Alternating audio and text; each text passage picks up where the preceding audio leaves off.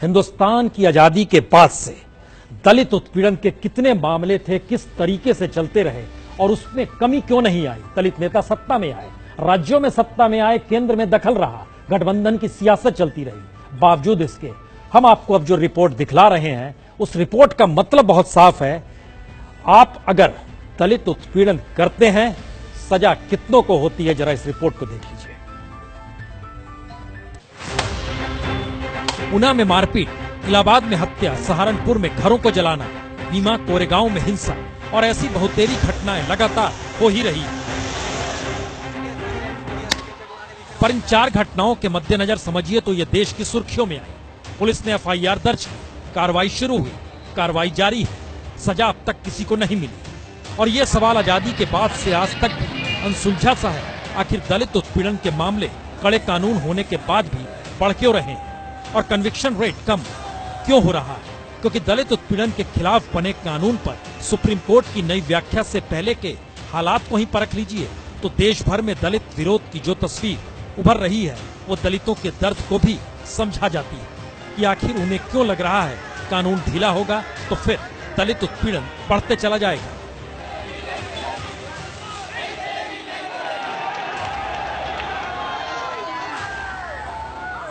NCRB के आंकड़े बताते हैं बरस दर बरस दलित उत्पीड़न के मामले बढ़ते ही जा रहे हैं। 2010 से लेकर 2016 तक के आंकड़े आपके स्क्रीन पर हैं। थानों में दर्ज दलित उत्पीड़न के मामलों को परखें। 2010 में सबसे ज्यादा मामलों पर फैसला आया, दोषियों को सजा हुई। पर जरा आंकड़ों पर गौर कर लीजिए, 40,481 केस में से सिर्फ 3,225 केस ही अंजाम तक पहुंचे, यानी दोषियों को सजा हुई। और ये है महज 7.96% केस, इसी में सजा हुई। और उसके बाद तो हर बार कुल मामलों में अंजाम तक पहुंचने वाले केसों की तादाद लगातार घटती ही चली गई। और सबसे महत्वपूर्ण तो यह 26 जनवरी 2016 में मोदी सरकार ने दलित उत्पीड़न कानून में संशोधन किया और संशोधन के तहत कहा कि अब मामलों को तेजी से निपटाया जाएगा, जिससे न्याय मिलने में देरी न हो। पर 2016 के ही आंकड़ों को देख लीजिए, कुल 45,286 दलित उत्पीड़न के मामले दर्ज हुए और उनमें से सिर्फ 659 केस पर ही फैसला आया, यानी महज 1.4%। तो यह है इस देश में दलित उत्पीड़न को लेकर कन्विक्शन रेट।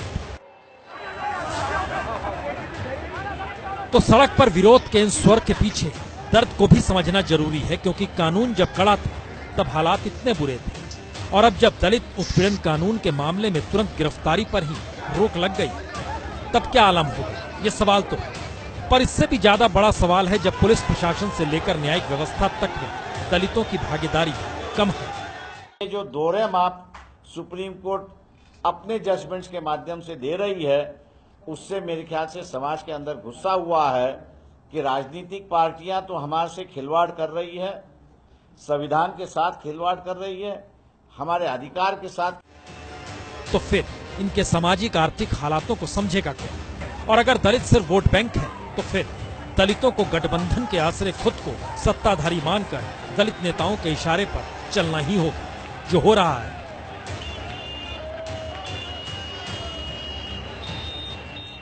खबरों के दौर में ना रहिए बेखबर, हर खबर की हम लेंगे खबर। मेरे साथ जुड़िए रात 9 बजे मास्टर स्ट्रोक सिर्फ ABP न्यूज पर।